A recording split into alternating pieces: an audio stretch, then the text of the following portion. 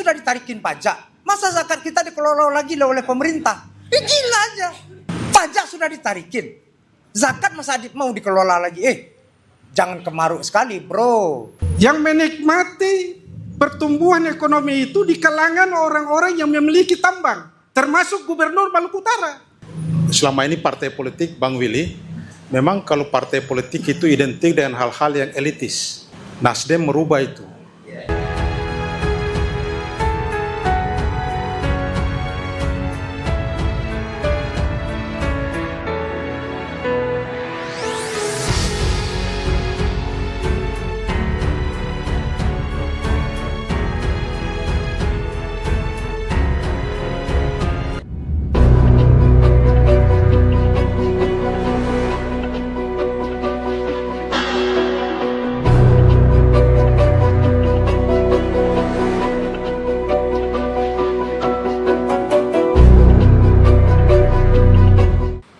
Kita memulai dengan dua narasumber pada malam ini. Yang pertama kakak kita Willy Aditya. Beliau adalah Ketua DPP Nasdem dan juga Ketua Komisi 13 DPR RI yang membidangi masalah hukum dan HAM.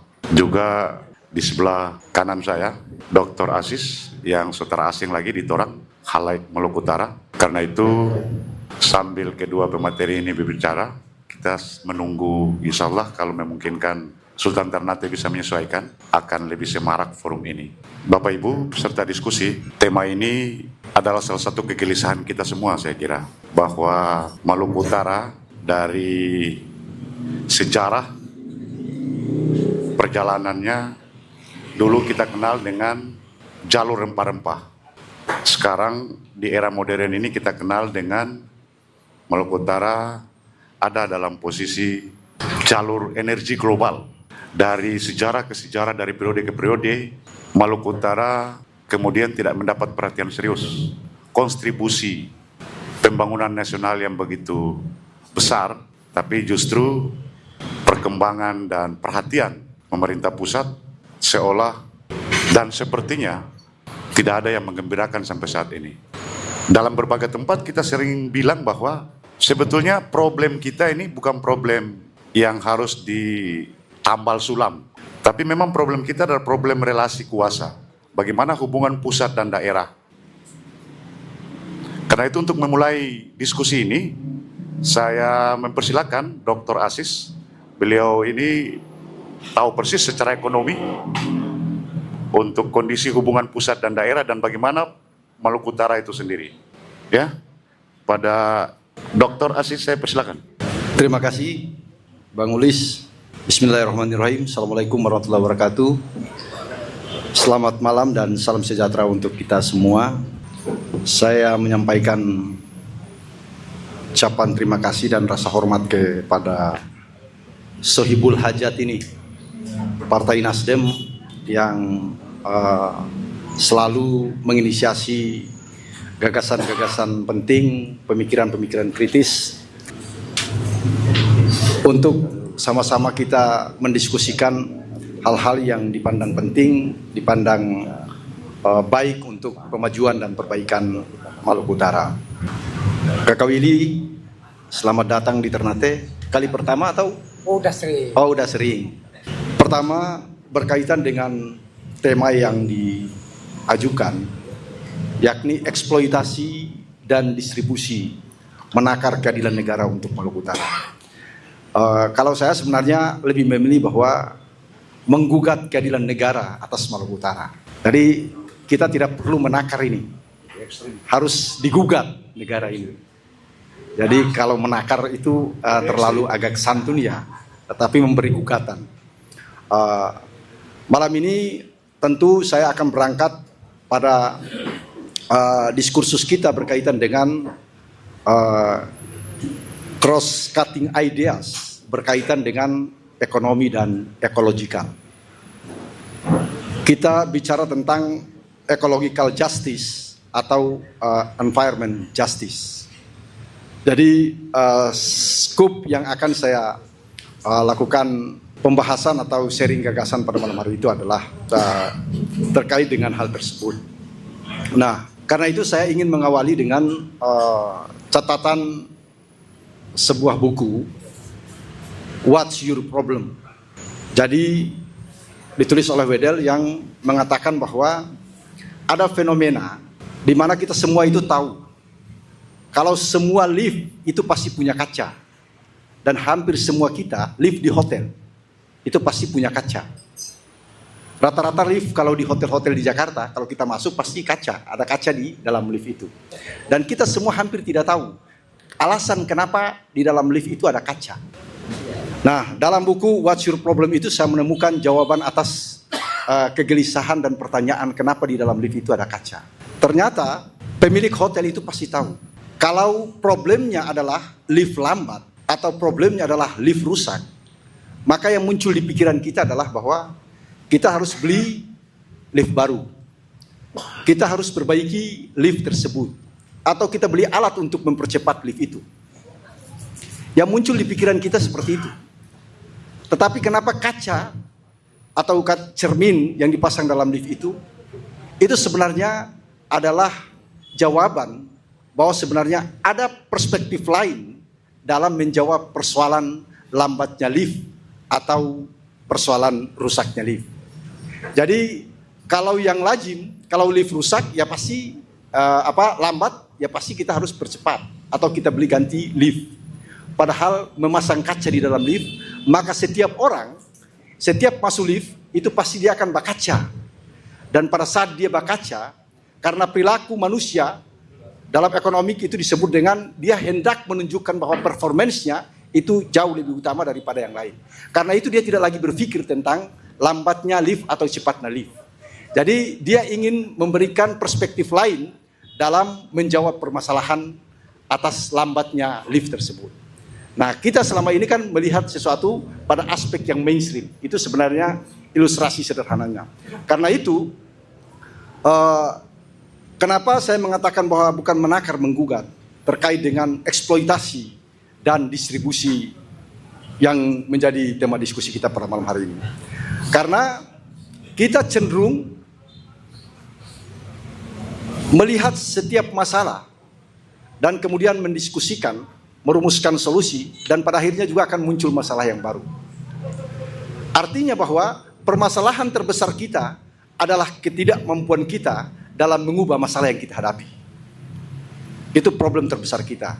Nah, berkaitan dengan hubungannya dengan judul kita malam hari ini adalah bahwa konteks eksploitasi yang dimaksudkan adalah eksploitasi atas sumber daya alam yang dimiliki oleh Maluku Utara. Dan kemudian bagaimana distribusinya negara terhadap Maluku Utara. Kalau dilihat data, total PMA, investasi PMA di Maluku Utara per 2025, sumber data dari BKPM, itu kurang lebih 38, sekian triliun di Maluku Utara ini. Hampir kurang lebih Maluku Utara 83,2 triliun dengan nilai kurs 16.000 pada tahun 2025. Artinya bahwa total investasi yang ada di Maluku Utara ini dipandang belum memberikan kontribusi yang memadai bagi peningkatan kesejahteraan dan taraf hidup kesejahteraan masyarakat di Maluku Utara. Nah, kondisi ini kemudian disandingkan dengan total ekonomi yang tumbuh yang selalu dibanggakan begitu tinggi di Indonesia. Kurang lebih yang terbaru di triwulan 4 itu 29,81% Maluku Utara. Jauh di atas Indonesia. Tetapi kalau diuji, ternyata share-nya terhadap ekonomi Indonesia itu hanya 1,6%. Dengan catatan bahwa 133 triliun dibagi dengan total jumlah penduduk Maluku Utara, maka PDRB per kapita Maluku Utara kurang lebih 97 juta per tahun. Dibagi 12 bulan berarti satu penduduk Maluku Utara setiap bulan itu punya uang 8 juta. Tetapi kalau ditelisik pada pengeluaran per kapita 1.400.000 berarti ada losses 6 juta lebih yang lari keluar. Pertanyaannya, apakah uang yang lari keluar ini adalah benar-benar lari keluar karena pemilik modalnya adalah berada di luar, ataukah karena memang hasil perhitungan kita yang agregatif yang seolah-olah menjustifikasi setiap orang itu 8 juta, padahal mungkin ada yang tidak memiliki pendapatan, ada yang pendapatannya di atas dari itu. Tetapi karena memang itu perhitungan yang sengaja untuk lebih mendekati bahwa ini ada hal yang data yang lebih real yang kita gunakan sebagai data pembanding dalam menakar atau memotret problem perekonomian suatu daerah. Nah, dari situ maka kita kemudian melihat bahwa ada aktivitas eksploitasi yang dilakukan yang kemudian memberikan dampak signifikan terhadap ekologi, terhadap livelihood system masyarakat, terhadap overlapping klaim lahan dan lain sebagainya, terhadap isu lingkungan dan lain sebagainya. Problem-problem ini kemudian oleh kita dipandang bahwa belum adil dengan distribusi yang dibagikan negara kepada kita. Nah, di titik itu maka kita harus menemukan apa insight dari semua itu. Karena kalau kita merujuk pada regulasi, ya sudah pasti Maluku Utara, terutama misalkan pemerintah provinsi, 16% pembagiannya. Itu sudah pasti. Karena itu saya ingin mengatakan bahwa kalau kita terus menganggap bahwa masalah kita pada soal ketidakadilan dalam distribusi, maka mesti harus ada terobosan di situ, ada insight. Tidak mesti berputar dan berhenti pada angka 16% pembagian kalau misalkan provinsi dan daerah penghasil 16% dan sisanya dibagi kepada daerah-daerah yang lain. Nah, terobosannya apa? Kita tidak mesti melihat pada soal itu. Pertama, yang mesti harus didorong oleh daerah adalah bagaimana benefit sharing dari aktivitas eksploitasi sumber daya alam yang ada di Maluku Utara ini terhadap masyarakat di daerah Maluku Utara. Yang kedua, kira-kira kalau benefit sharing itu modelnya seperti apa? Yang mesti harus dirumuskan oleh kita adalah sebuah gagasan yang sengaja didorong saat ini adalah namanya fiscal pricing. Jadi gagasan itu pernah disampaikan pada pertemuan lokal expert Kementerian Keuangan di Serang, Banten, dan muncul ide itu bahwa kita tidak sekedar mengkonversi nilai kerugian ekologi dengan nilai ekonomi. Jadi akibat kerugian yang ditimbulkan karena eksploitasi itu dikonversi dalam nilai bentuk ekonomis. Tapi keinginan kita tidak hanya sekedar sebatas di situ. Artinya kalau misalkan yang dihitung adalah hasil eksploitasi yang kemudian dikonversi kerusakan alam, hilangnya sumber nafkah dan lain sebagainya, untuk kemudian masuk, maka negara akan mengatakan bahwa sudah termasuk dalam DBH, royalti dan lain sebagainya, produksi dan lain sebagainya. Tetapi yang mesti didorong adalah ide baru, insight. Nah, itu fiscal pricing. Jadi bagaimana negara memberikan kebijakan afirmatif terhadap daerah dengan kekayaan sumber daya alam untuk misalkan masuk dalam postur transfer ke daerah. Karena kalau tidak salah dari 100% PNBP Minerba itu kan 80% ke daerah, 20% ditahan di pemerintah pusat, dan itu nanti diberikan dalam bentuk insentif fiskal dan lain sebagainya. Tapi itu juga kalau perlakuan pengelolaan lingkungan di daerah itu bagus ataukah yang lain.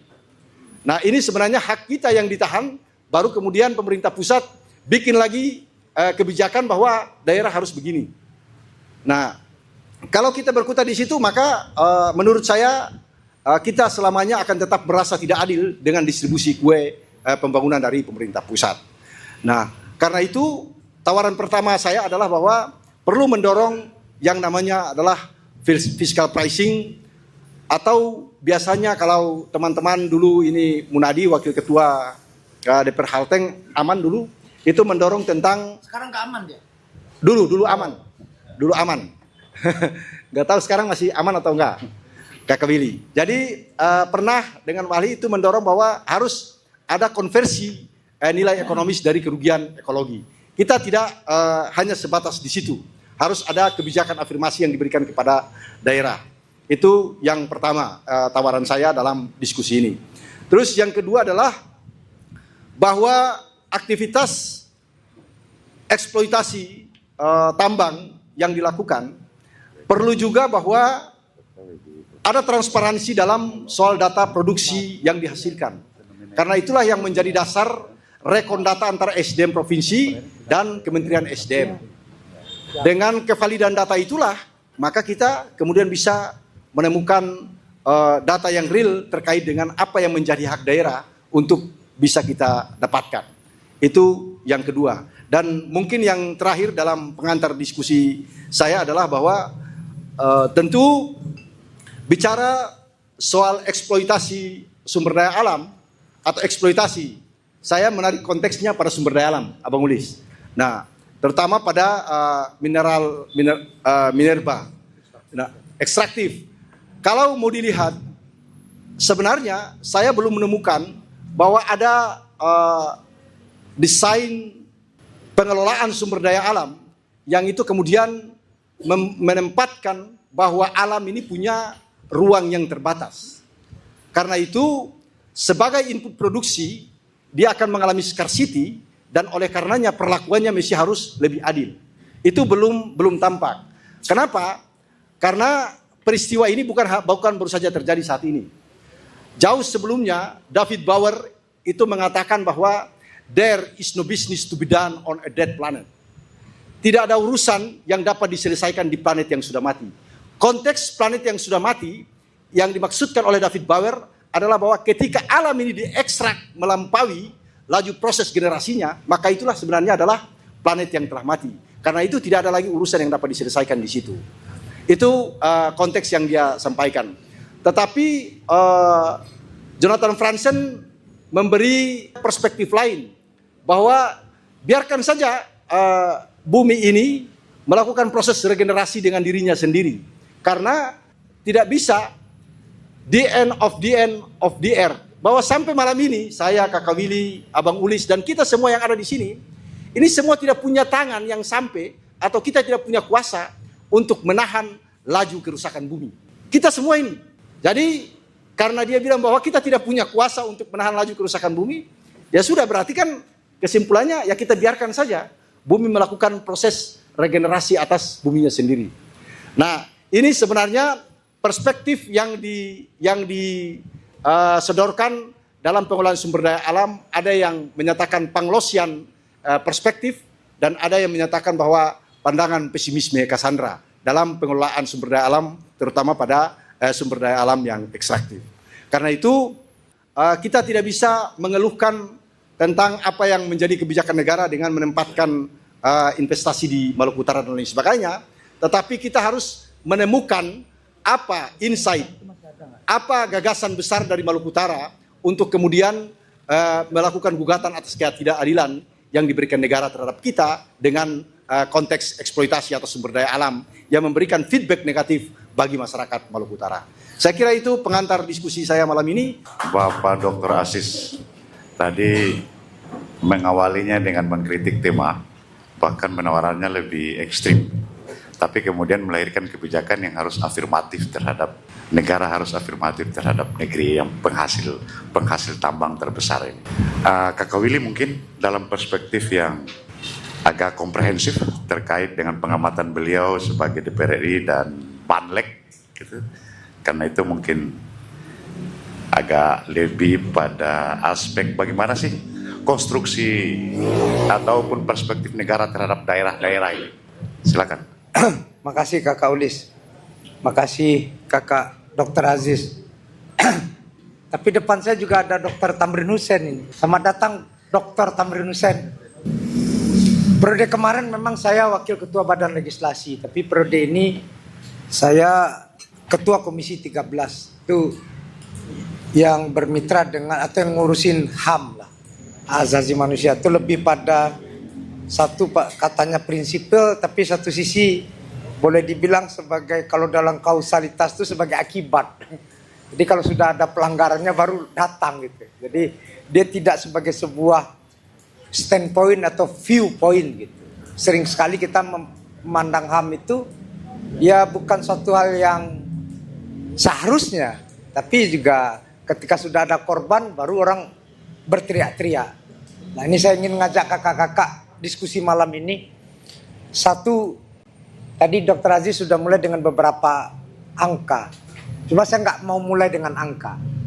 Saya ingin mengatakan saya duduk di sebuah tanah, di sebuah daerah, di satu, bukan hanya pulau, di negeri yang berpulau-pulau yang pernah merubah peta dunia.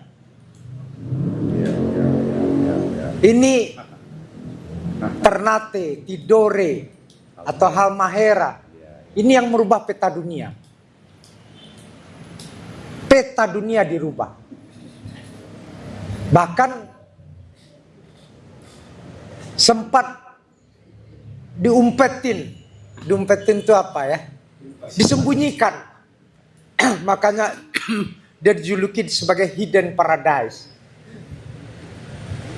Bagaimana ketika orang-orang berburu rempah, lalu kemudian ya kita cuma dicekokin tentang narasi yang dominan tentang jalur sutra. Kita tidak pernah belajar tentang jalur rempah yang jauh lebih fenomenal ketimbang jalur sutra.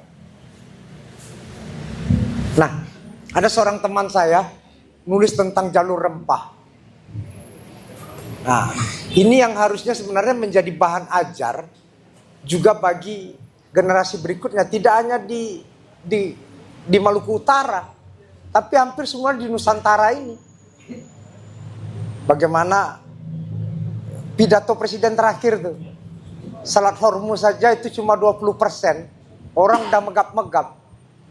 Orang lupa bagaimana kesibukan Selat Malaka tuh, tentang distribusi logistik yang ada di muka bumi. Nah, kakak-kakak, dulu waktu kuliah saya pernah dicekokin sama Dr. Tamrin ini nonton film namanya Burning Season. The Burning Season. Seorang pejuang di Brazil sana namanya Chico Mendes. Nah, Munadi juga nonton itu berulang kali. Jadi siapa kita itu tergantung bagaimana cara berpikir dan cara bertindak kita. Kenapa kita hari ini seperti ini? Ya karena kita berpikir dan bertindak tadi. Oh ini eksploitasi dan distribusi.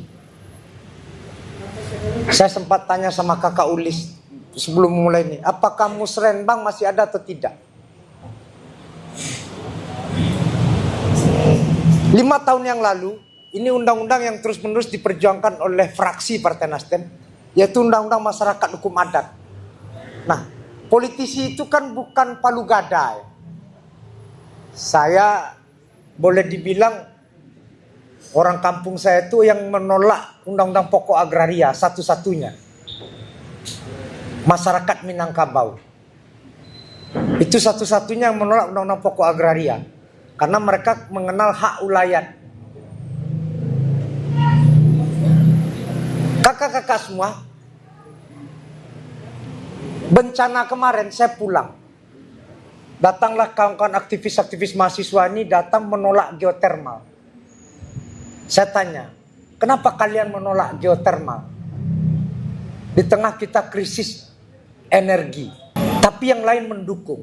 Nah, di sini saya kemudian buka-buka sedikit, belajar sedikit, baru mulai belajar. Nah, ketika pegang masyarakat hukum adat itu, karena saya ya sama Aman ini ya nggak terlalu dekat lah ya. Sama Walhi dekat, Aman ini kan lebih banyak mainnya main aman saja. Saya pakai uang pribadi menerjemahkan 2 undang-undang yang disahkan. Satu oleh Chili, yang kedua oleh Ekuador. Itu pakai uang pribadi. Karena saya ingin belajar. Saya kumpulin teman-teman tenaga ahli itu. Ayo kita belajar sama-sama. Itu saya lakukan karena saya ingin tahu betul ini bukan hanya semata-mata perkara untuk ketok-ketok pasal atau ketok-ketok pengesahan saja.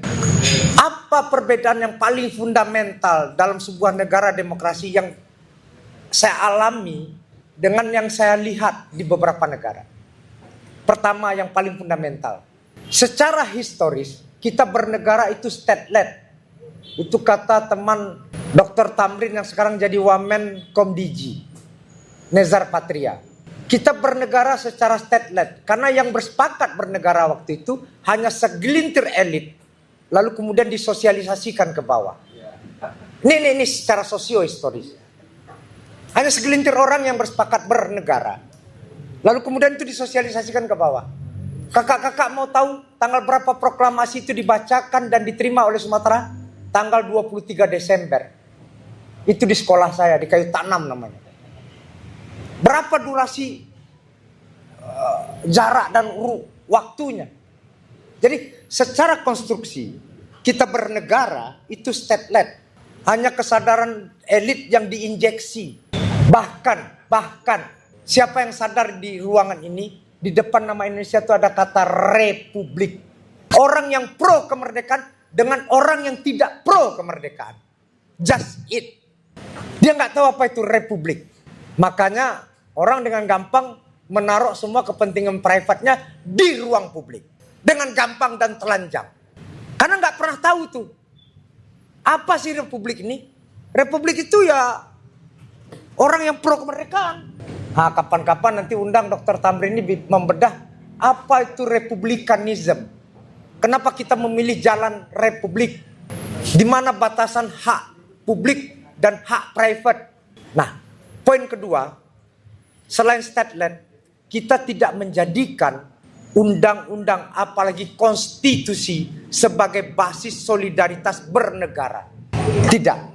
Ingat, kakak-kakak tahu siapa undang-undang dasar paling terbaik di muka bumi ini, di kolong langit ini?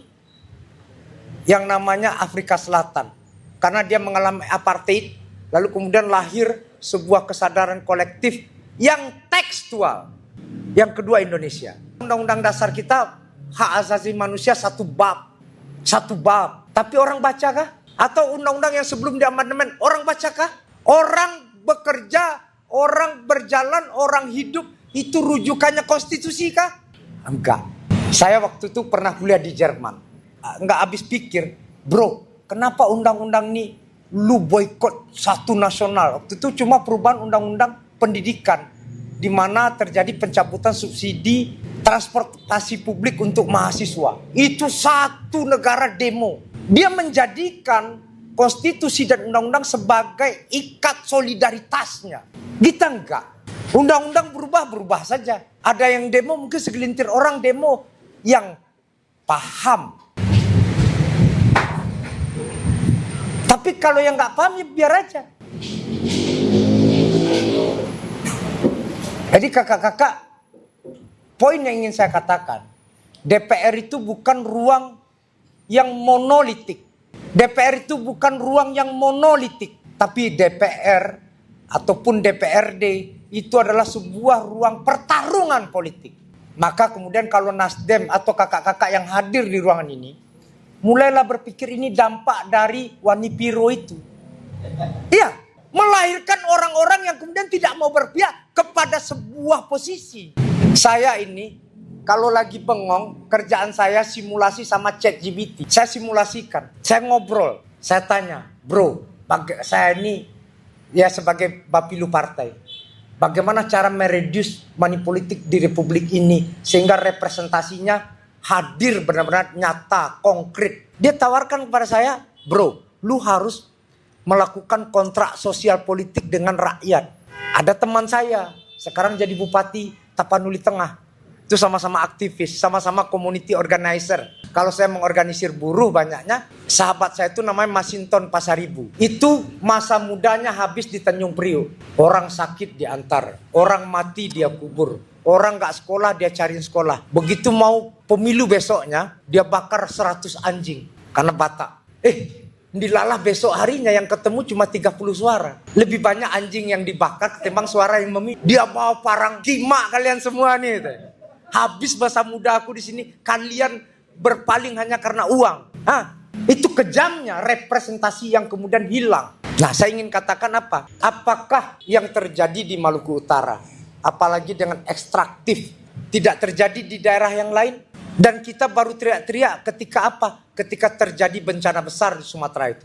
Saya baru sadar kemarin ada Mak Minah namanya, Mak Saudah. Itu seperti mau dibunuh, tapi akhirnya nyawanya ada, nyawa sadangannya ada parasut nyawanya. Nggak mati ternyata. Itu open source betul secara kasar. Kan Sumatera itu dikenal dengan Suwarna Dwipa, Pulau Emas. Belanda datang pertama kali itu eksploitasi emas itu di Sumatera. Kalau sekarang kakak-kakak lihat, nothing to compare lah. Itu infrastrukturnya dahsyat. Saya suatu kali jalan, tahu-tahu di atas gunung itu ada sebuah mesin kayak mesin gede gitu.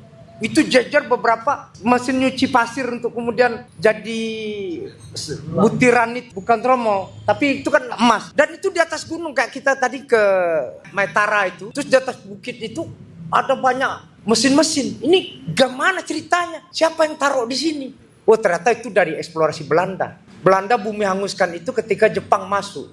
Dia tidak mau Jepang ambil itu, dia bumi hanguskan. Yang paling lucu satu waktu kami ketemu jeep, mobil jeep bagus di atas puncak gunung. Ini kapan dari sini ada di sini? Itu sama kayak cerita ada orang Jepang yang ngumpet di Morotai itu tuh. Kakak-kakak bisa bayangkan dampaknya.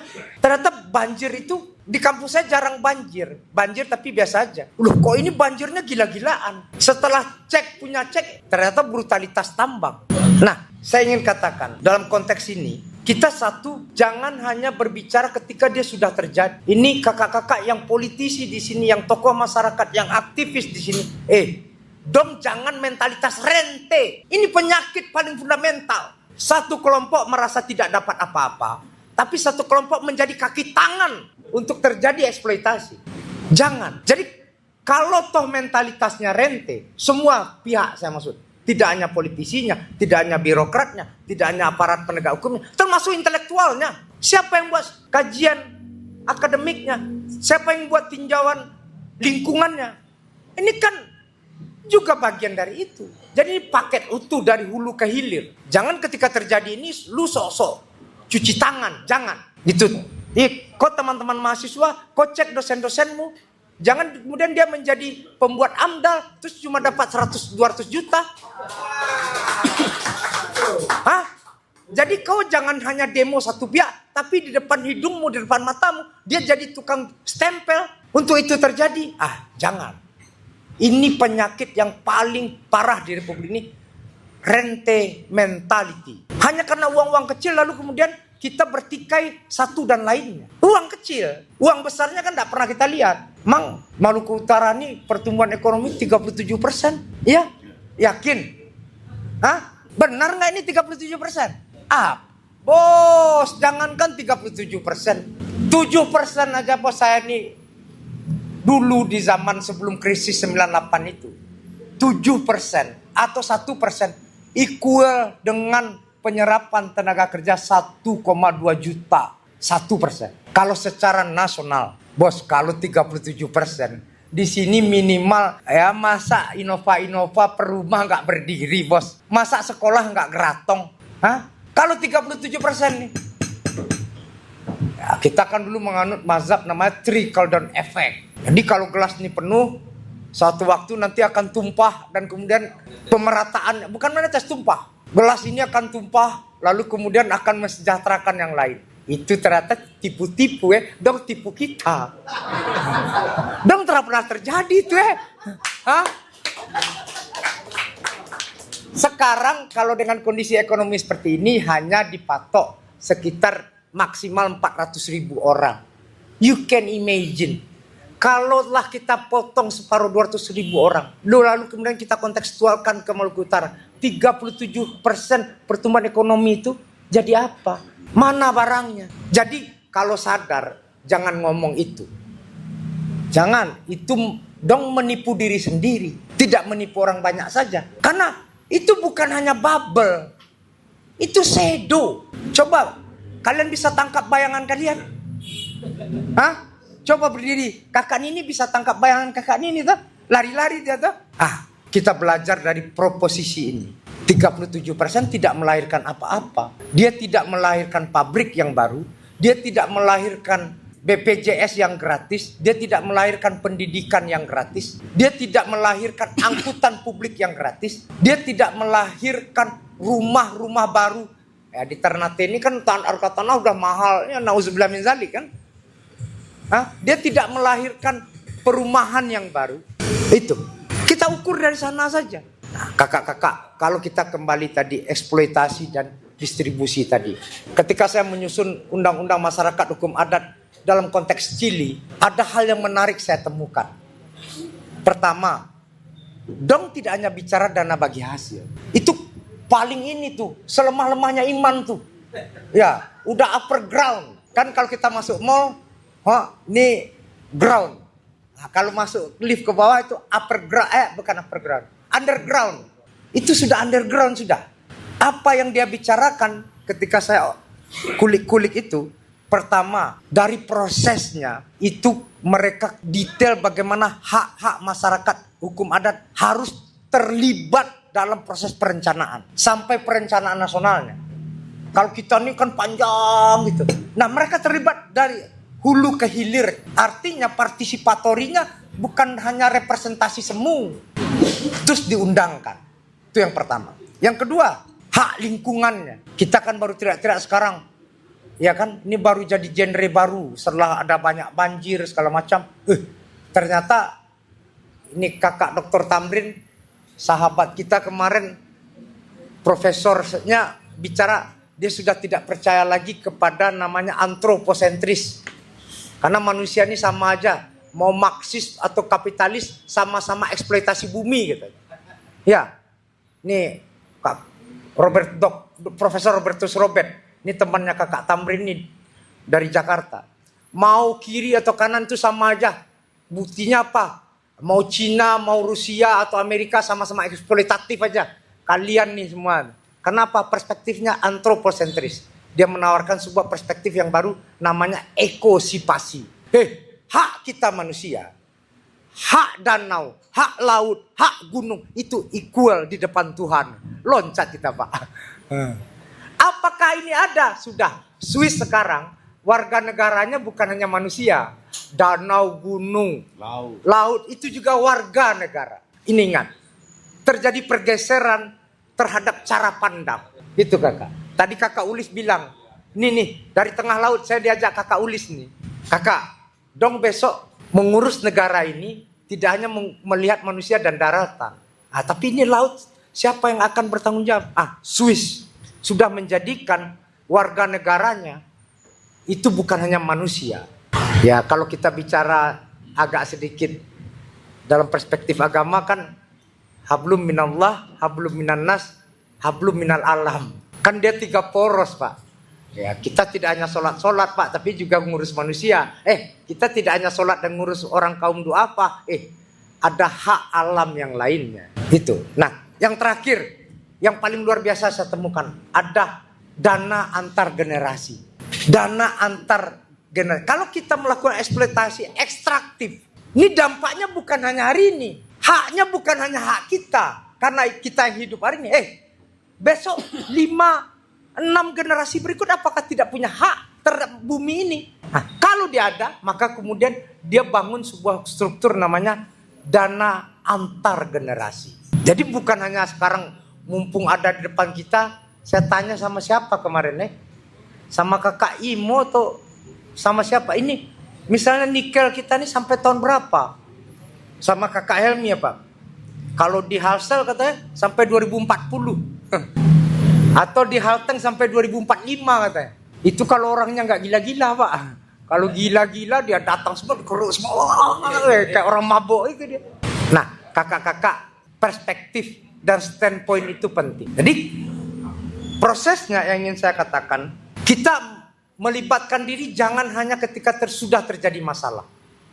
Ada adagium dalam sebuah proses eksploitasi itu, kutukan sumber daya alam.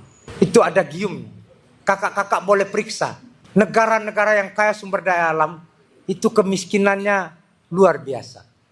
Dan peradabannya dipenuhi oleh konflik yang berkepanjangan. Lihat PT Harun, Loksmawe.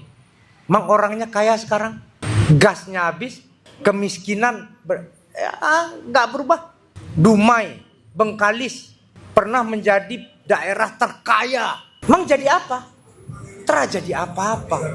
Kita lihat yang lain. Afrika, kenapa konflik etnis berkepanjangan, tapi tambang tetap jalan? Itu konsekuensi. Ada hal yang tercipta dan ada hal yang dikelola. Afrika lihat, kenapa orang perang terus-menerus, tapi apakah eksploitasi berhenti? Kan enggak. Apakah eksplorasi berhenti? Kan enggak. Konfliknya berhenti? Enggak, konfliknya tambah. Jadi kakak-kakak semua, ini cara berpikir melihat masalah itu penting. Dan positioning terhadap masalah menentukan. Yang ketiga yang ingin saya bahas sebelum kita diskusi. Saya ini jangan hanya kemudian geser kiri ke kanan. Geser kanan ke kiri. Dari mulut buaya ke mulut singa. Dari mulut singa ke mulut buaya. Saya nggak mau. Ini role model yang paling hebat. Kalau tambang nanti saya kasih contoh Chili itu. Tapi kakak-kakak tahu Huawei nggak? Huawei itu koperasi ya. Perusahaan sebesar itu koperasi Pak. Koperasi. Ada koperasi Huawei. Dia dari negaranya koperasi. Tiba di kita dia big capital. Kita secara indeks rasio Gini 1% warga negara ini menguasai 68% kekayaan negara. Saya nggak tahu kalau yang terbaru ya. You can imagine 1% warga negara menguasai 64% kekayaan negara. Itu sudah. Saya tidak mau kalau kita teriak ini sama-sama, kalau kita ingin berjuang sama-sama, ini cuma geser kepemilikan dari si A ke si B, enggak. Yang ingin kita rubah itu tata kelola dan kepemilikannya. Saya ini sekarang diminta oleh teman-teman di Dapil di Madura memperjuangkan aktivis-aktivis ngejar saya terus. Gini, saya mau perjuangkan ini, tapi kemudian kalian juga jangan hanya seperti ganjal mobil. Ini melaju dahsyat, kalian kemudian tertinggal. Jangan hanya karena uang-uang bensin kalian urus ini mati-matian. Ini kan ada gium pemekaran dan juga begitu kan. Siapa yang berjuang, siapa yang menikmati. Kita nggak ingin seperti itu. Tata kelolanya yang paling penting dan kepemilikannya seperti apa.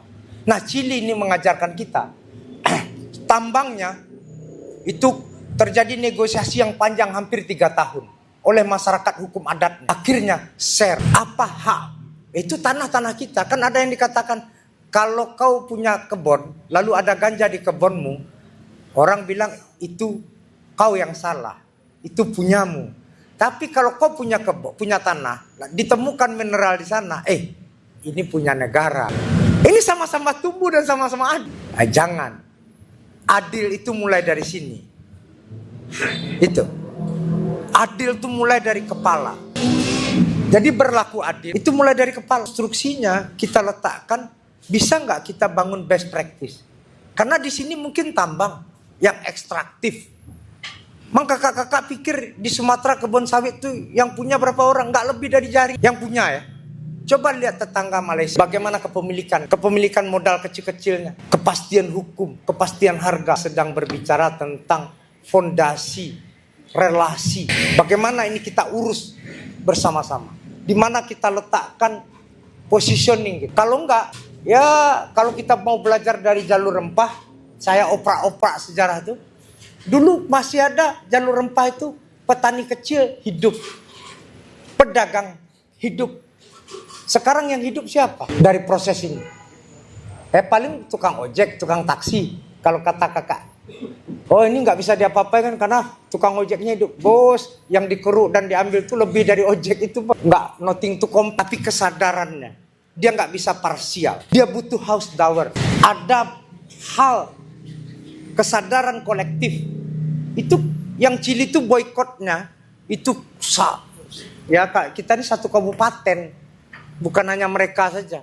Satu kabupaten yang berhenti. Satu kabupaten. Di kita kan cuma yang berkasus saja rumahnya. Habis itu diintimidasi, dibayar, bubar jalan. Dah. Ini jadi bahan pembelajaran kita, refleksi kita. Oh, masyarakat hukum adat akan dibahas. Ya, tapi undang-undang yang lain. Undang-undang minerbanya, undang-undang dana bagi hasilnya. Bahkan yang di depan mata yang waktu itu kita mau sepakati aja, belum sampai-sampai. Undang-undang provinsi kepulauan. Kenapa? Uang 1 miliar di Jawa dengan uang 1 miliar di Maluku Utara, itu berbeda. Di sini beli bensin aja nggak cukup tuh. Sampai ke Sula Taleabu sana nggak sampai itu. Lebih besar pulaunya. Bagaimana mengurusnya? Nah itu. Jadi kakak-kakak, ayo kita diskusi. Ini tanggung jawab kolektif kita. Dan dari mana kita dan bagaimana kita harus memulainya. Butuh kemudian piranti-piranti yang terus kita update, kita upgrade. Jadi nggak hanya cukup dengan teriakan. Nggak hanya cukup, oh ini ada korban yang meninggal. Itu konsekuensi logis. Itu hanya korban yang mati, hilang begitu aja. Ini Afrika, konflik sosial yang berkepanjangan dan tidak berkesudahan. Gitu. Jadi kita melihatnya lebih kepada helikopter view. Makasih Kakak Uli. Assalamualaikum warahmatullahi wabarakatuh. Assalamualaikum warahmatullahi wabarakatuh. Terima kasih Kak Uli. Bapak Ibu, sebetulnya yang diinginkan ini adalah memang problem kita ini seperti yang dibilang tadi Kak Willy, bahwa sebelum ini menjadi musibah gitu, menjadi kutukan, kita masih bisa bertanggung jawab untuk membenahi dan mengkonsolidir pemikiran kita ke depan. Dan saya kira inilah arah nanti yang kita mau kembangkan diskusi ini agar pikiran-pikiran yang lebih konstruktif. Saya kira begitu. Karena itu Bapak Ibu saya persilakan. Assalamualaikum warahmatullahi wabarakatuh. Saya nama Abdurrahim Fobanyu. Undangan pribadi ya. Dari pergantian presiden ke presiden sampai presiden yang sekarang, itu keadaan negara kita itu seperti begini saja. Tidak ada perubahan yang signifikan. Bahkan cenderung melakukan ketidakadilan dari pemimpin kita. Undang-Undang Dasar Negara Republik Indonesia tahun 1945, pasal 33 yang kita semua hafal, pasal 33 ayat 3, air, bumi, dan kekayaan alam yang terkandung di dalamnya dikuasai oleh negara dan diperuntukkan untuk kemakmuran rakyat.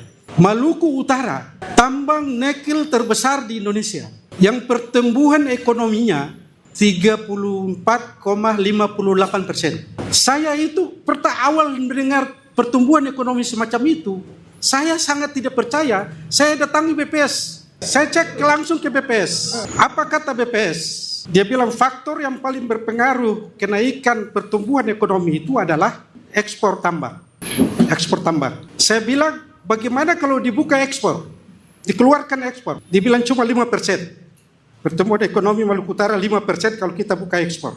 Oke lah, 34,58% tahun 2025. Sumbangsi terbesar untuk pertumbuhan ekonomi nasional ada di Maluku Utara.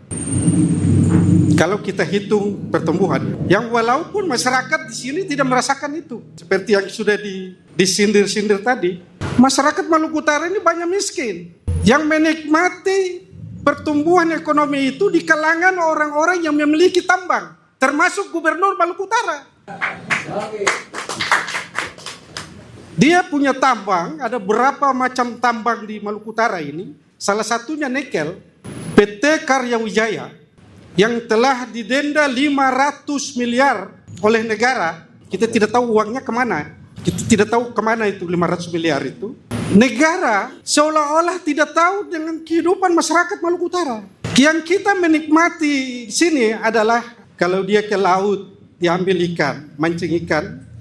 Dia ke kebun, ambil pisang, singkong, dan lain-lainnya, hasil kebunnya. Kemudian dimakan.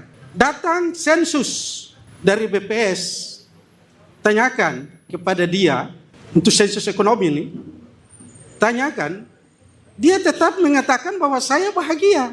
Kenapa? Karena dia nikmati apa yang dia tanam, yang dia mancing. Tidak dinikmati apa yang hasil tambang yang miliknya dia tidak tahu itu. Masyarakat tidak tahu sama sekali soal itu. Jadi persoalan ini adalah persoalan ketidakadilan dan pemerintah telah melanggar Undang-Undang Dasar pasal 33 ayat 3 itu. Nah, pemerintah dalam hal ini yang menjalankan pemerintahan itu kan DPR sama pemerintah. DPR kita untuk apa dia? Apa yang dilakukan oleh presiden, nah, oke-oke saja. Dia tidak mampu untuk mengoreksi kesalahan seorang pemimpin. Ingat, kita ini orang beragama. Kita akan mati. Kita diperintahkan Allah untuk berbuat adil di muka bumi. Setiap khatib naik di mimbar Jumat itu, pada penutup khutbahnya, yang banyak orang tidak mengerti karena bahasa Arabnya. Dikutip dari Al-Quran surat An-Nahl ayat 90. Innallah ya'muru bil adli wal ihsan dan seterusnya. Itu penutup khutbah itu. Penutup khutbah kedua. Allah memerintahkan kamu berbuat adil dan berbuat baik. Tapi mana kita? Kita tidak pernah melakukan itu. Pemimpin kita kalau pilkada luar biasa visi misinya itu. Tapi setelah dia jadi, dia lupa semua itu visi misi. Kenapa? Karena visi misi bukan lahir dari otaknya. Visi misi disusun oleh orang-orang tertentu. Tidak ada kepala daerah yang betul-betul memahami tentang bagaimana mensejahterakan rakyat, khususnya di Maluku Utara. Lebih luas lagi mungkin Indonesia. Presiden kita tidak memahami itu. Tidak memahami Pancasila, kemanusiaan yang adil dan beradab, kesejahteraan. Mereka tidak memahami itu. Termasuk presiden kita, termasuk pemimpin kita yang ada di Maluku Utara, dari provinsi sampai kabupaten kota yang ada. Semua sama. Mereka hanya mengandalkan visi misi dalam pilkada itu. Tetapi setelah itu mereka lupa apa yang mereka sampaikan pada saat itu. Padahal dia Islam. Al-Quran juga bilang begini. Ya ayyuhalladzina amanu lima taquluna ma la taf'alun. Kabura maqtan indallahi an taqulu ma la taf'alun. Hai orang-orang yang beriman, jangan kamu berkata apa yang kamu tidak lakukan. Besar kemarahan Allah lantaran kamu berkata apa yang kamu tidak lakukan. Jadi kemiskinan dan keterbelakangan rakyat kita ini karena apa? Karena hal tadi, dan Allah memberikan laknat kepada kita semua. Karena pemimpin yang tidak adil, rakyat yang tidak memahami, tidak pintar, tidak tahu apa-apa, dia hanya sekedar memilih. Dia pilih mereka dan mereka menjadi pemimpin, kemudian mereka ditindas. Maluku Utara yang mayoritas Islam, maaf yang ada Kristen, maaf, saya minta maaf.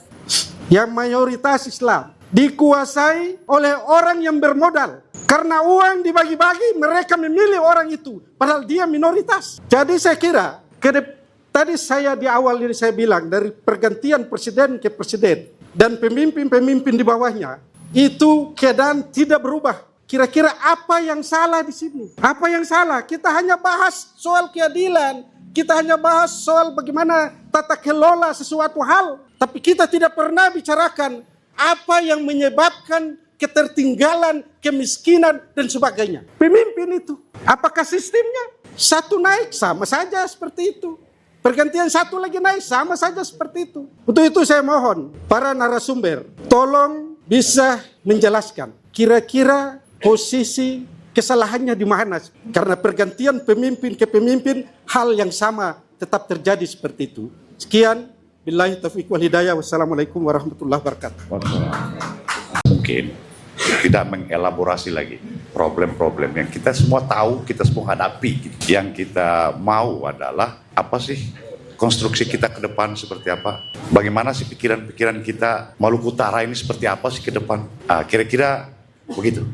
Sehingga kami nanti tinggal mengidentifikasi dan insya Allah akan ada lanjutannya ini diskusi ini. Akan ada lanjutannya. Saya persilakan ke Dr. Gunawan. Terima kasih atas kesempatannya. Assalamualaikum warahmatullahi wabarakatuh. Pertama, saya perlu mengapresiasi dulu wakil rakyat kita di Senayan yang saat ini hadir. Terus terang, secara personal ini kali pertama saya menyimak seorang anggota parlemen berbicara minimal dalam perspektif saya ini tidak dalam kepentingan tertentu. Ini kan suatu hal yang jarang ya kita lihat dari seorang anggota DPR. Pada konteks ini saya mengapresiasi Pak. Terutama saya tertarik tadi di aspek keadilan itu dimulai di kepala. Itu betul-betul mengagetkan saya gitu. Karena biasanya ungkapan seperti ini muncul di kampus, bukan dari seorang politisi gitu. Itu catatan pertama. Ada 3 hal yang ingin saya sampaikan di sini karena ini kan diskusi, apalagi tadi pemateri pertama karib saya Dr. Aziz minta saya menambahkan. Jadi mau tidak mau perintah senior ini harus dilaksanakan. Nah, saya berbicara dalam kapasitas sebagai anak negeri ya, karena saya lahir besar tumbuh di Maluku Utara. Jadi perspektif yang saya gunakan tentu saja pendekatan putra daerah. Nah, saya perlu menyinggung bahwa Maluku Utara ini sebagaimana tadi disampaikan oleh Kakak Will tadi, bahwa Maluku Utara ini pernah menjadi epicentrum peradaban Nusantara. Ya, dunia ya, karena peta dunia itu mampu diubah oleh sebuah kerajaan-kerajaan yang fenomenal saat itu ya.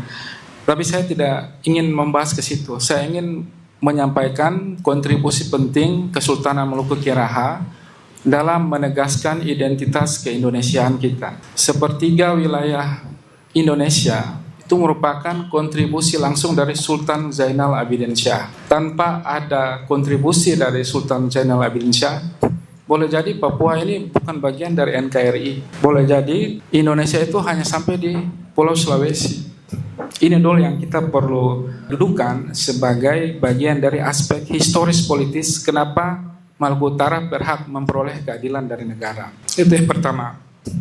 Dan yang kedua, dari aspek permasalahan kronis di daerah, saya menyoroti permasalahan ketidakpastian hukum pengaturan ibu kota provinsi. Ini satu penyakit akut yang sejak provinsi ini terbentuk sampai sekarang itu tidak ada solusinya. Karena itu sebagai bentuk aspirasi ke Kang Willy tadi, tolonglah jangan cuma keruk pemerintah ini, jangan cuma keruk kekayaan alam di Maluku Utara, tapi tolong tata kelola pemerintahan daerahnya, terutama aspek kepastian hukum ibu kota provinsi itu benar-benar diselesaikan. Jangan dibiarkan mengambang seperti ini. Ini mengakibatkan stagnasi pembangunan di Maluku Utara. Boleh jadi kami juga tidak akan terlalu kritis ya. Kalau seandainya sudah ada ibu kota definitif, entah Sofifi atau kota Tidore Kepulauan, yang penting aspek akselerasi percepatan pembangunan daerah itu jelas. Kita ini ibu kotanya, padahal ibu kota provinsi itu wajah dari sebuah daerah. Kalau mau lihat Maluku Utara yang carut marut, silakan ke Sofifi. Jadi kalau bicara aspek keadilan, jangan hanya eksploitasi lah sumber daya alam kita. Selesaikan nih masalah fundamental pemerintahan daerah di Maluku Utara. Karena itu catatan saya, tolong diselesaikan karena masalah ini sudah 26 tahun tidak selesai, Pak. Yang ketiga, saya menyoroti mengenai paradoks pembangunan di Maluku Utara. Bagi saya secara personal, perusahaan tambang itu harus menjadi aktor pembangunan. Tidak boleh hanya semata-mata menjadi entitas bisnis. Ini catatan penting saya. Bahkan kalau kita mau bicara lebih katakanlah ekstrim ya, pola ekstraksi sumber daya di Maluku Utara saat ini dengan katakanlah kendali Jakarta itu lebih parah dari VOC. Kalau kita mau kaji ya, VOC memang ada ekspedisi hongi, tapi ketika petani menjual pala dan cengkihnya itu masih menemukan martabatnya, artinya masih berdampak secara signifikan. Saat ini tambang nikel, kontribusi langsungnya ke masyarakat Maluku Utara secara langsung itu tidak terukur. Dan saya mengutip pernyataan dari Menteri SDM ya, dana bagi hasil tambang belum mencerminkan keadilan. Nah, itu dalam disertasinya, jadi saya mengutip.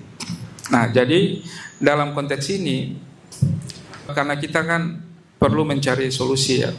Jadi untuk membenahi Maluku Utara, pertama aspek kepastian hukum ibu kotanya ini perlu diselesaikan. Kemudian perusahaan tambang harus menjadi aktor pembangunan. Dan bila perlu Maluku Utara ini layak diperlakukan sebagai daerah khusus atau daerah istimewa.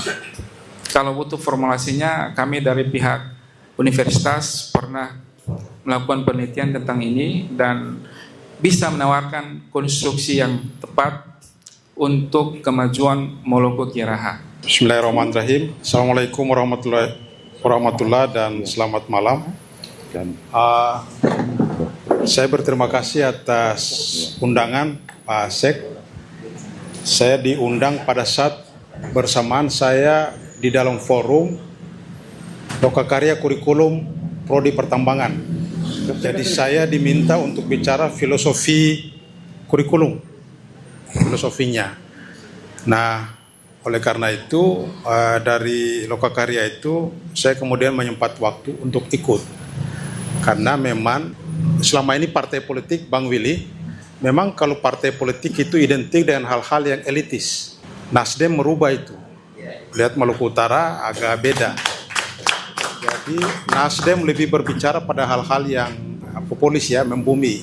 Saya kira Nasdem harus memposisikan diri tidak sekedar penting dalam kepartaian ini, tapi juga harus mengedepankan hal-hal yang unik. Itu yang jauh lebih bagus. Restorasi itu maknanya di situ sebenarnya, yang saya pahami. Lalu ada 3 hal yang saya ingin sampaikan. Bang Willy, dalam Minerba kita ini, Undang-Undang Minerba, Maluku Utara itu ada 143 izin konsesi. IUP-nya, luasnya itu kurang lebih 672.000 hektar. Jadi kalau profesor itu identik dengan kepala seperti saya ini, ya suatu saat Pulau Halmahera itu akan menjadi pulau profesor. Karena botak dia, habis. Luas Pulau Halmahera itu, Ibu Nini, 17.780 km. Apa maknanya? Ini kategori pulau kecil. Kalau kategori pulau kecil, maka konsekuensinya pulau itu memang memiliki purifikasi. Jadi dia bisa recovery dirinya sendiri. Tapi kalau eksploitasi yang masif itu susah, Paulis. Nah, tadi yang disampaikan Pak Asis tadi, saya banyak dapat informasi penting dari Paulis dan Bang Willy tadi. Yang kedua yang saya ingin sampaikan, ada contoh yang menarik dari Norwegia. Norwegia itu jumlah penduduknya 5,6 juta kalau tidak salah. Tapi PDB penduduknya, Ibu Nini, itu 103.000 US dollar per tahun penduduknya. Jadi anak muda itu rata-rata per bulan itu mereka mendapatkan dana ya dari usia 15 sampai 30 tahun 30 juta kalau dirupiahkan. Kalau 103 juta per tahun, maka rata-rata pendapatan per bulan dari penduduk itu kurang lebih 70 sampai 80 juta. Mereka tidak tahu mau belanja di mana. Apa tren ekonomi yang mereka perbuat? Pertama, industri perikanan. Yang kedua, dia menjadi partai-partainya menjadi perekat sosial. Jadi modal sosial itu dominan di sana itu. Karena modal sosial itu dominan, maka jangan heran tidak ada orang susah di sana. Negara ini IPM paling tertinggi di dunia. Apakah mereka punya tambang? Ada. Tapi mereka tidak eksploitasi. Sehingga itu Bapak Ibu bisa lihat Duta Besar Norwegia untuk Indonesia apa yang dia kampanye? Bagaimana kalau makan salmon dengan nasi goreng. Ada iklannya itu Pak Bang Willy, di TV itu ada itu Duta Besar Norwegia bicara bagaimana nikmatnya makan nasi goreng dengan salmon. Semua duta besar kampanye tentang salmon. Karena memang penghasil salmon terenak di dunia itu Norwegia. Itu yang pertama contoh kasus. Yang ketiga, Bapak Ibu, dalam peradaban manusia ini ada contoh yang itu bisa menjadi parameter kita di Indonesia. Tadi yang dikatakan, maaf Pak Ulis, saya agak lama, yang disampaikan oleh Koim tadi. Ada novelis besar namanya Ernest Hemingway. Apa yang dia bicara? Dia bicara bahwa setiap pergantian pemimpin, jangan percaya terhadap pemimpin, karena setiap pergantian pemimpin pasti tidak membawa perubahan. Itu Ernest Hemingway bicara. Judul novelnya The Tools, Bangkok. Orang Amerika lebih betah tinggal di Afrika, kemudian dia hidup dengan komunitas-komunitas komunal yang ada di Afrika. Dapat Nobel dia dari novel ini. Apa yang saya ingin sampaikan yang ketiga ini, contohnya dalam peradaban Yunani kuno itu ada 2 perang. Perang yang pertama itu namanya Perang Peloponnesus. Perang ini antara Sparta dengan Athena. Karena hegemoni Athena yang begitu kuat, maka Sparta protes karena ketidakadilan ekonomi. Itu yang pertama, Paulus. Perang yang kedua dalam peradaban Yunani kuno ini, Perang Melanesia antara Sparta dengan negara komunal kecil, saya lupa namanya, kalau tidak salah itu Sparta itu kan orang-orang Doria ya, Bang Willy ya, kemudian Akia, orang-orang Mesenia. Apa yang diperebutkan? Konflik agraria. Karena konflik agraria, peradaban Yunani kemudian hilang. Di abad 14, abad 13 sampai abad 14, karena dua perang ini sebelum Masehi. Di Indonesia, konflik agraria ini banyak. Contohnya, konflik Sampit dengan Sambas, GAM di Aceh, Papua, apalagi Permesta tahun 50-an. Permesta ya, PRRI, Permesta itu, Bang Holis. Ya, dan yang lebih parah lagi, ya itu di Maluku Utara. Saya meneliti di Maluku Utara pasca konflik. Saya datang ke kampungnya Bang Holis. Hampir semua Maluku Utara, ada 61 desa saya sampai. Mencermati tentang mengapa konflik 99 itu terjadi di Maluku Utara. Ternyata problemnya adalah perebutan hak ulayat. Perebutan konflik tanah, agraria. Jadi perebutan sumber daya itu menjadi dominan. Apa maknanya Bapak Ibu, kenapa kita harus mengambil contoh ini? Bahwa ketidakadilan negara itu bisa menjadi problem, menjadi masalah ke depan dan menjadi usia bangsa ini. Jadi kalau ini dibiarkan, ini masalah. Coba dibayangkan saja, negara APBN diketuk di angka 2.700 ya, Bang. 3.800 T. 3.800 T, buka MBG 300 triliun berarti tinggal berapa itu? Begitu. Nah, apa artinya? Hal-hal yang substansial itu tidak pernah dipikirkan oleh negara. Terakhir saya ingin sampaikan, mungkin Bang Willy sudah mulai memikirkan, pertama, kenapa begitu masif IUP ini? Karena kita di negara ini tidak ada undang-undang tentang hukum adat dan masyarakat adat. Mereka, saya senang itu Pak Sultan bicara kemarin di DPD. Negara tidak punya hak, tidak punya tanah. Yang punya tanah itu masyarakat. Maka itu yang paling penting. Yang kedua, kalau APBD kita, Bang Ulis, APBD kita berapa T sekarang ya? Mungkin sekitar 17 kali. 17 triliun jumlah keseluruhan. Ya, sekitar 17 triliun. Kita bagi-bagi itu. Rata-rata itu 800 miliar per kabupaten kota. Paling tinggi sedikit Halmahera Tengah di angka 2,6. Tapi tiap tahun luncuran karena pemerintah mengutang ke negara, mengutang ke rakyat. Bayangkan pemerintah itu mengutang ke rakyat. Karena pemimpin tadi disampaikan Koim tadi. Sehingga itu yang ke depan, kalau ini kemudian harus dibatasi, daerah-daerah seperti Maluku Utara ini harus diberi keistimewaan. Apa istimewanya? Sudah sahkan saja itu Undang-Undang Kepulauan. Mungkin itu jauh lebih penting supaya kita agak bernapas lega. Pak Bang Willy, mungkin ini yang bisa saya sampaikan. Terima kasih. Wassalamualaikum warahmatullahi wabarakatuh. Bismillahirrahmanirrahim. Assalamualaikum warahmatullahi wabarakatuh. Secara pribadi saya memberikan apresiasi terhadap DPP Partai Nasdem Maluku Utara yang telah menyelenggarakan beberapa kegiatan diskusi-diskusi kritis. Dan bagi saya ini adalah bagian dari pertamparan keras untuk aktivis dan mahasiswa hari ini.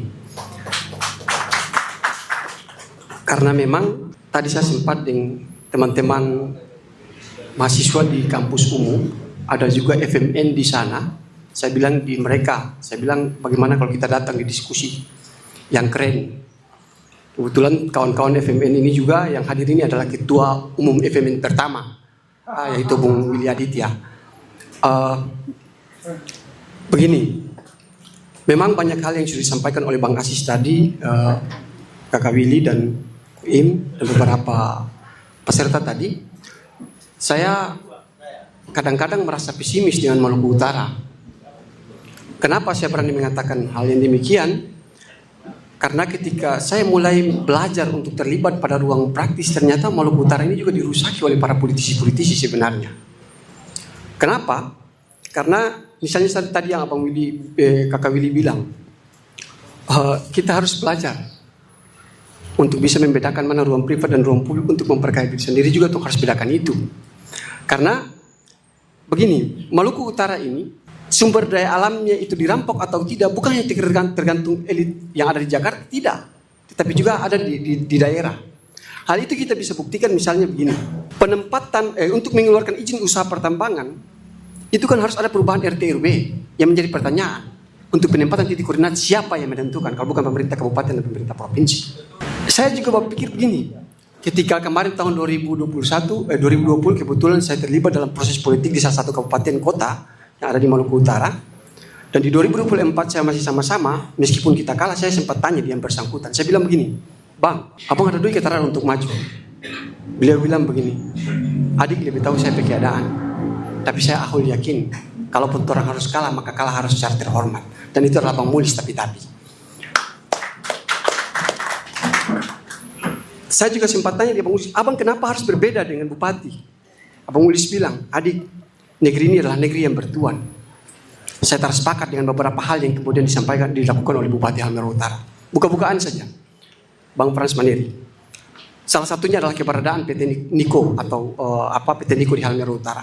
Yang dimana Abang Mulis jauh sebelumnya sudah bilang, satu waktu PT Niko ini akan menjadi ancaman untuk kesejahteraan masyarakat Halmahera Utara. Dan itu terbukti ketika perda hilirisasi itu dikeluarkan. Terbukti. Kenapa saya bilang terbukti? Karena perda hilirisasi ini adalah red carpet untuk PT Niko. Pemain tunggal untuk mengatur harga buah kelapa. Kalaupun tadi Kakak Willy bilang Maluku Utara juga adalah jalur rempah-rempah dan itu bisa menjadi heroisme masa lalu kita dan kini kita diperhadapkan dengan industri ekstraktif ini adalah merupakan ancaman nyata.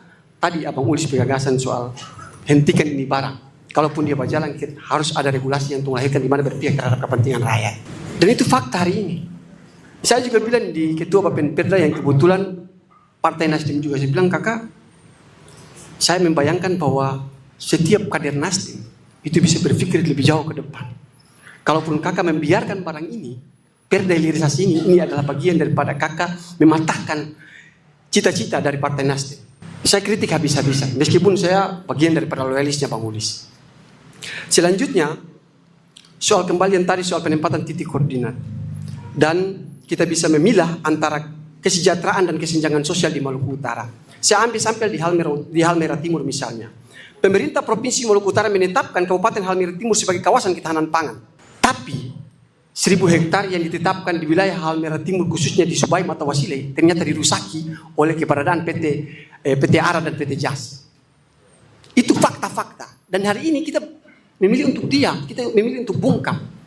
Makanya saya bilang diskusi ini adalah diskusi menarik yang harus dihadiri oleh seluruh kelompok aktivis yang ada di Maluku Utara. Karena ini adalah bagian dari tamparan keras. Masa partai politik bisa bikin kelompok aktivis dan bisa bikin, ini kan aneh.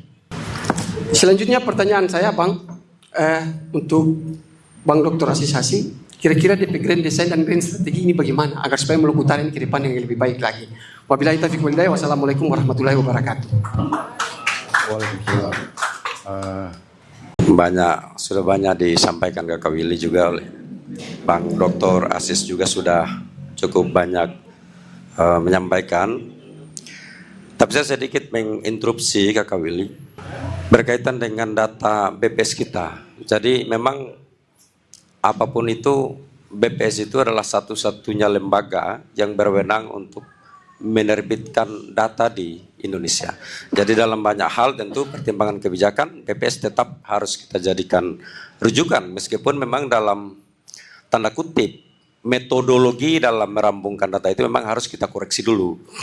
Nah berkaitan dengan itu Kakak Willy, kita memang sering membaca data BPS berkaitan dengan angka kemiskinan, kemudian angka pertumbuhan ekonomi kita di Maluku Utara. 2025 triwulan 4 kemarin pertumbuhan kita 34, sekian persen. Kalau kita komparasi dengan kondisi di Halmahera Tengah dan Halmahera Timur sebagai daerah berbasis pertambangan, itu justru adalah daerah dengan tingkat kemiskinan tertinggi di Provinsi Maluku Utara. Ya, data BPS. Jadi data BPS menyatakan Halmahera Tengah itu adalah penyumbang tertinggi pertumbuhan ekonomi secara agregat Maluku Utara. Di lain sisi Halmahera Tengah itu adalah peringkat kemiskinan tertinggi kedua di Maluku Utara setelah Halmahera Timur. Jadi kalau Halmahera Timur 11, sekian persen, Halmahera Tengah itu 10, sekian persen. Rata-rata Maluku Utara hanya 6, sekian persen. Memang terpaut sangat jauh. Kemudian Kakak Willy, berkenaan dengan itu, memang kalau kita berkaca soal apakah adil alokasi DBH untuk Maluku Utara dari sektor pertambangan. Undang-Undang nomor 1 tentang HKPD tahun 2022 mengisyaratkan bahwa sebenarnya dana perimbangan itu, baik itu DAU, DBH, ada dua hal yang menjadi pertimbangan. Pertama adalah dalam rangka pemerataan fiskal, dan yang kedua adalah sebagai kompensasi atas eksternalitas. Jadi ketika kita menyumbang kontribusi ekonomi ke negara dalam jumlah yang begitu besar, harusnya nilai itu kemudian kembali ke daerah sebagai bagian dari bentuk kompensasi terhadap eksternalitas negatif. Nah sekarang faktanya juga pada akhirnya nilai DBH yang harusnya kita terima dipangkas juga oleh pemerintah. Bahkan meskipun DBH tidak dipangkas pada tahun kemarin ini, nilai itu sebenarnya sangat kecil sekali dibandingkan dengan nilai impact pencemaran lingkungan. Kalau kita bicara pada konsepsi pembangunan berkelanjutan, sampai dengan eksploitasi itu berakhir, apa yang akan bisa dinikmati lagi oleh masyarakat kita pada beberapa tahun pada pasca eksploitasi pertambangan. Itu pertimbangan pertama, bahwa DBH tidak hanya sekedar menghitung sebagaimana yang ada dalam Undang-Undang Nomor 1 2022, tapi harus lebih dari itu, karena pertimbangan eksternalitas negatif itu. Kemudian yang berikut, Kakak Willy, kita mungkin berpikir bahwa negara ini sedang masifnya menggenjot ekonomi dari sektor pertambangan. Saya pernah membaca salah satu literatur tentang kurva Kuznets. Jadi Kuznets bilang negara itu harus kaya dulu. Jadi eksploitasi ini dibenarkan negara itu harus kaya dulu. Ketika negara sudah punya uang, maka negara sudah bisa memperbaiki pendidikan, meningkatkan teknologi, meningkatkan ekonominya. Timbal baliknya lingkungan sudah bisa diperbaiki. Dan pembangunan bisa terus berjalan setelah itu dilakukan. Menyimak dari kondisi perekonomian kita, Kakak Willy, dari 34 kontribusi ekonomi itu, kalau kita bedah komponen PDRB berdasarkan pengeluaran, ternyata penyumbang tertinggi itu adalah satu, net ekspor, yang kedua adalah PMTB, penambahan modal tetap bruto. Dua-duanya berkaitan dengan sektor pertambangan dengan kontribusi di atas 60%.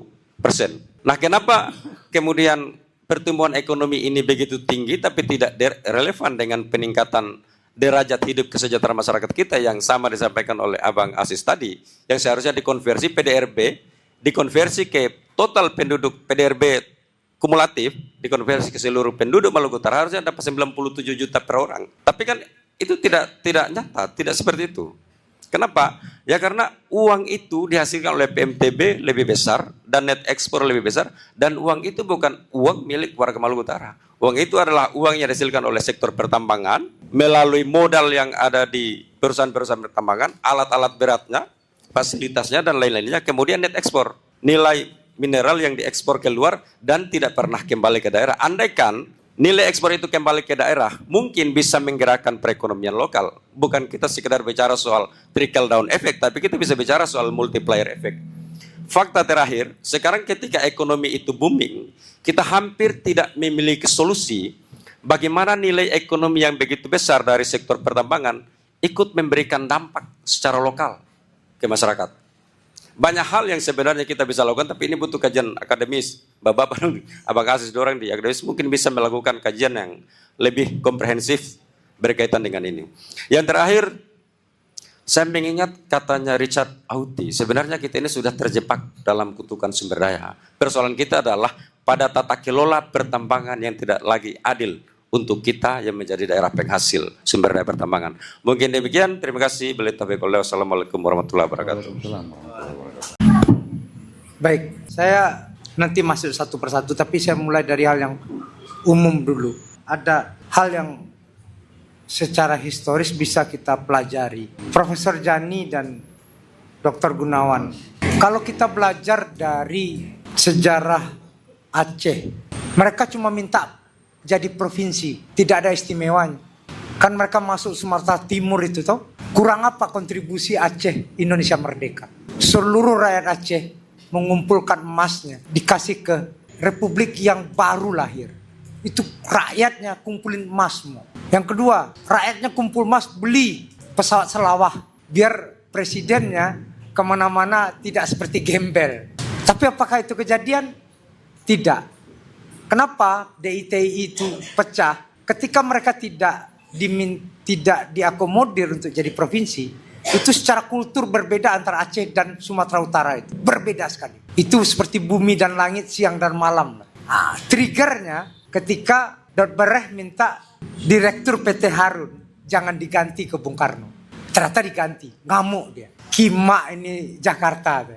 Udah kita minta provinsi sendiri nggak diakomodir, ini pun diganti barangnya. Jadi kalau kita belajar pada historical context, meminta daerah istimewa itu, apakah semua tidak istimewa? Saya pulang kampung, saya bilang kan mereka para nini mama tokoh adat itu minta Sumatera Barat sebagai daerah istimewa. Saya bilang, kalian ini lupa yang melahirkan bayi Republik itu bapaknya orang Minang.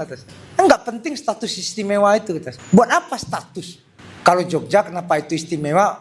Itu kan agresi Belanda kedua itu 70% istrinya orang Jogja itu pendatang semua dari Jakarta.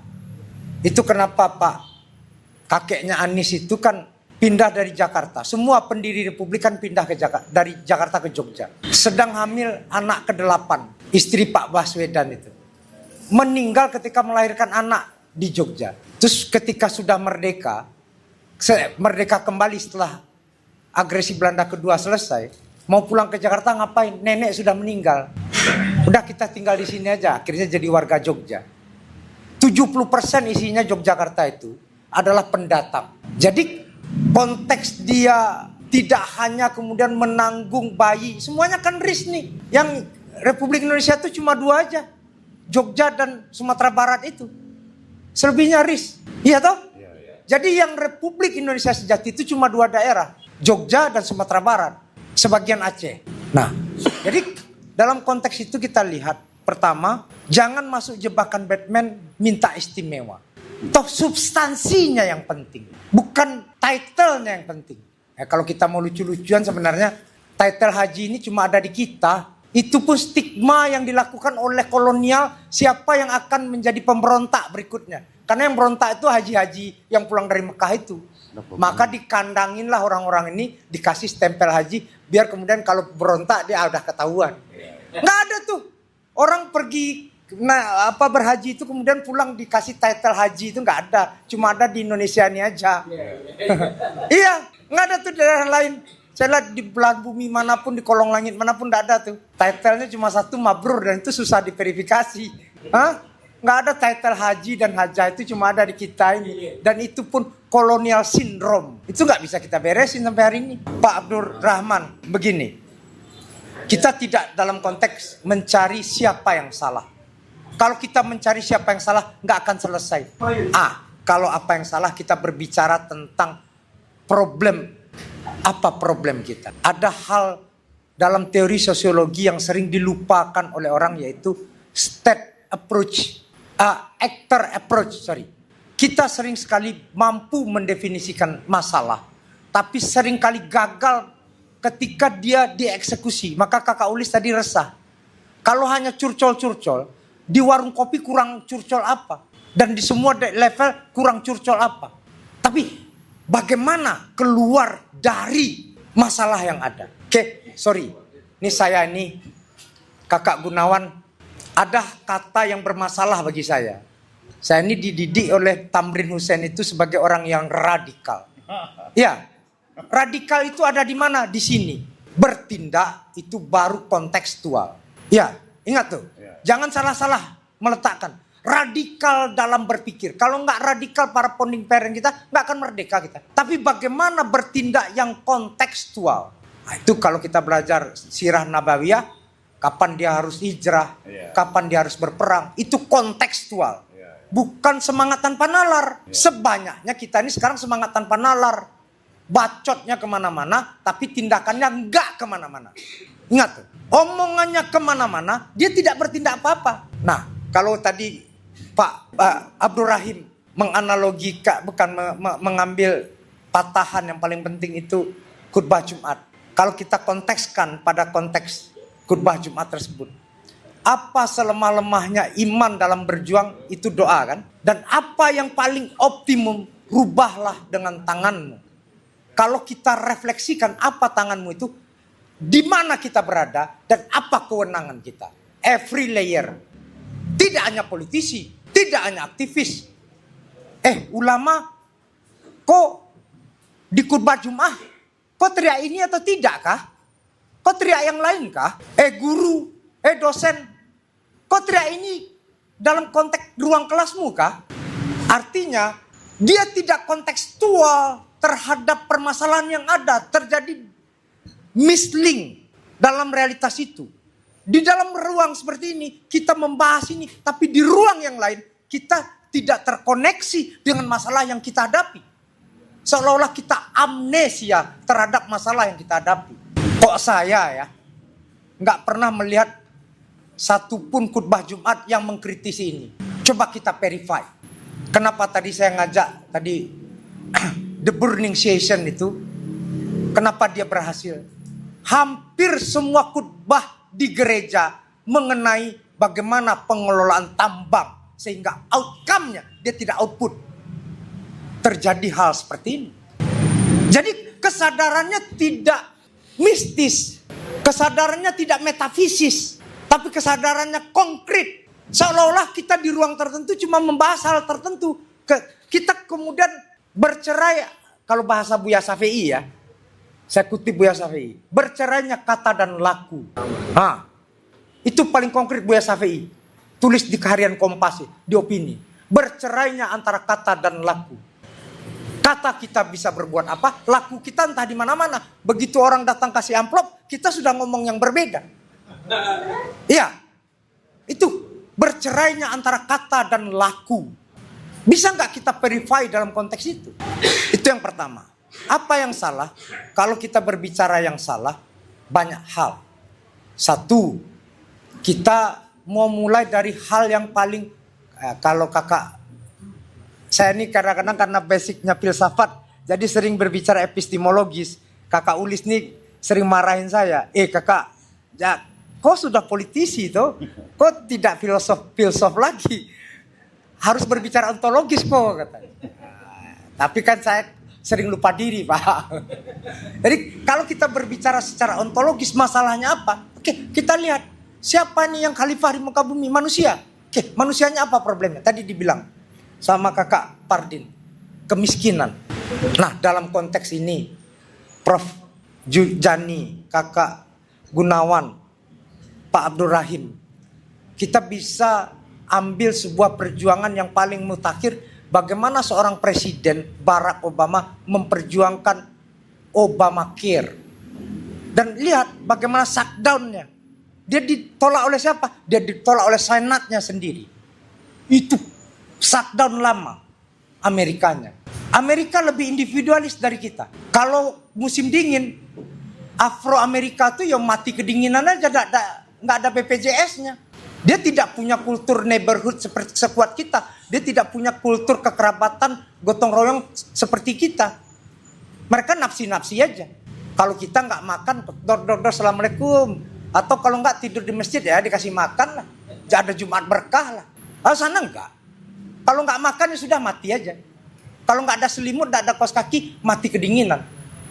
Nah itu diperjuangkan oleh Obama setengah ampun. Kakak-kakak kalau ada waktu habis ini, bagaimana perjuangan politik dengan masalah yang konkret. Dan habis itu dibubarkan. Begitu yang lain jadi presiden, itu diselesaikan. Sehari ini 8 kota besar di Amerika, krisisnya manusianya paling banyak tinggal di gorong-gorong. Banyak manusia tenda-tenda, banyak gembel di mana-mana. 8 kota besar di Amerika, krisis.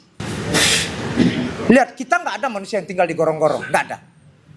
Amerika lihat, tinggal di dalam gorong-gorong, gak punya listrik, gak punya air, kemiskinannya lebih akut, rakyatnya ya. Nah, jadi Pak Abdul Rahim, masalah kita lain lubuk, lain ikannya, ada hal yang merata, ada. Tapi kita konteks, kita periksa, bukankah kita diajarkan, di sampingmu ada anak yatim kah? Ada janda terlantar kah? Saya minta nih. Ini karena di kantor partai itu, saya beberapa tahun ini sejak ngurus partai ini bikin proyek namanya gaji guru ngaji itu 300.000, 250.000, itu zolimnya kurang apa? Saya minta anggota fraksi Nasdem tuh, kau minimal bisa nggak gaji itu minimal UMR? Dalam tata kelola Pak Gunawan, jangankan tata kelola yang besar tentang ibu kota, contoh tata kelola paling gila. Basnas itu di bawah Pemda. Nggak boleh, saya ini dari dulu berjuang, Basnas tidak boleh di bawah Pemda. Kita sudah ditarikin pajak, masa zakat kita dikelola lagi oleh pemerintah? Gila aja. Pajak sudah ditarikin, zakat masa mau dikelola lagi? Jangan kemaruk sekali bro.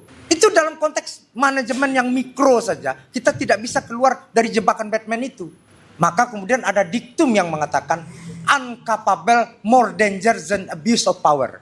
Kakak Pardin, uncapable more danger than abuse of power. Apa contohnya? Ada supir bisa bawa mobil, dia ngawur-ngawur, artinya dia bisa bawa mobil. Paling kita di drop, karena saya tidak kenal Ternate, saya di drop nanti di tepi pelabuhan, dah Pak, ini titiknya di sini. Tapi bayangkan ketika sebuah mobil dikendarai, disetir oleh orang yang tidak bisa nyetir. Bisa nabrak apa-apa dia. Bisa efeknya kemana-mana. Jadi kakak-kakak, ini penting. Kalau tadi Pak Abdul Rahim mengatakan dalam konteks memilih pemimpin. Ingat, kita ini terlalu terpukau dengan populisme. Dan itu jebakan Batman yang paling bahaya. Diabetes kita dibikinnya. Iya. Kan dia ekstrim kan. Gini, populisme itu bebeisme. Kita membebek kepada keadaan. Maka kemudian ini sekarang ini produk bebeisme nih. Kenapa? Surveinya elektabilitas, popularitas. Siapa yang paling disukai adalah mereka yang dermawan. Siapa yang dermawan? Orang yang suka bagi-bagi uang dan sembako. Ya ini preferensinya begitu. Tapi kita juga tidak ingin terjebak dalam konteks Athenian. Kalau Athenian siapa yang berhak mengurus negara ini? Nah, seolah-olah Rocky Gerung katanya. Karena dia seolah-olah paling jago ngomong. Itu ekstremitas antara Athenian dengan, ya kalau bebeisme populisme ini kan revolusi Prancis mazhab ini. Suara rakyat seolah-olah suara Tuhan. Seolah-olah yang didemokan mahasiswa itu adalah kebenaran. Dia cuma lihat sepanjang mata melihat. Itu empirisisme. Dong belum pernah mati, bagaimana mau kenal azab kubur Itu empirisisme. Apa yang kita lakukan hari ini adalah merujuk pada konteks yang sebenarnya dirumuskan oleh para founding parent kita, tapi lupa kita exercise, dan ini menjadi mazhab baru dalam demokrasi, namanya deliberative democracy. Aktor yang menyamping, maka kemudian pendekatannya kolaboratif actors. Tidak ada lagi aktor yang dominan dan mengklaim kebenaran sebelah pihak. Oh, partai paling hebat, akademisi paling hebat, ulama paling hebat. Enggak. Ini kompleksitas persoalan kita luar biasa. Maka kemudian dibutuh gini. Mang ulama kita ini seperti Ghazali semua. Mang seperti Ibnu Sina semua. Mang seperti Ibnu Rus semua. Bacaannya cuma ilmu fikih aja. Dia tidak baca sosiologi. Dia tidak baca yang lain-lain. Bahkan anti filsafat. Ya bahkan menganggap filsafat sebagai kutukan. Sama seperti tambang itu. Enggak, bercanda. Artinya multi view-nya, helikopter view-nya tidak terpenuhi. Di sanalah dibutuhkan multi actors dalam multidisiplin ilmu. Apakah pernah ini di-exercise dalam sebuah kepemimpinan yang kontemporer? Ada. Pendahulunya Maduro, yang konon kabarnya matinya diracun. Namanya Hugo Chavez. Ketika dia berkuasa, siapa yang pertama dipanggil? Ahli biologi. Karena dunia hari ini, menurut Yuval Noah Harari itu, terjadi dua revolusi kembar. Apa itu revolusi kembar? Satu infotech, ini Internet of Things. Yang kedua biotech, neuroscience. Dia kumpulkan itu semua. Ahli fisika, ahli biologi. Gua mau buat undang-undang ini menurut lu ahli biologi seperti apa? Tidak hanya ahli hukum. Tidak hanya ahli tafsir. Nah kita seringkali terjebak dalam kecongkaan berdasarkan ego sektoral. Nah yang kedua, kakak Abdul Rahim, masalah kita, udah kita periksa aja. Ajak politisi ini, ketika mereka mau pilkada, mau pileg itu butuh survei. Tapi apakah dalam pembangunan mereka riset atau tidak? Enggak. Itu seenak udelnya aja. Serampangan aja. Berdasarkan intuisinya aja. Kenapa Cina maju? Itu bukan faktor ideologi. Kami ini terperangah ketika datang ke Cina. Oh ini karena ideologi begini. Itu tipu-tipu. Di dalam statuta Cina Undang-Undang Dasar itu digariskan besar-besar. Scientific approach on development. Panglimanya tidak lagi ideologi, panglimanya tidak lagi ekonomi, panglimanya tidak lagi politik. Scientific approach. Itu ilmu yang di depan. Katanya hidup berakal, mati beriman. Nah, kita hidup tidak pernah pakai ilmu pengetahuan. Kita membangun memerintah tidak pernah menggunakan ilmu pengetahuan. Enggak. Dana riset kita 0,6%. Ingat, dana riset kita 0,6%. Ini semua kampus dulu diprovokasi untuk jadi BLU. Itu atas dasar riset university. Uangnya dari mana bro? Gak ada tuh, tipu-tipu semua. Iya, sekarang kau mahasiswa jangan UKT yang kau demo. Yang kau demo itu BLU-nya.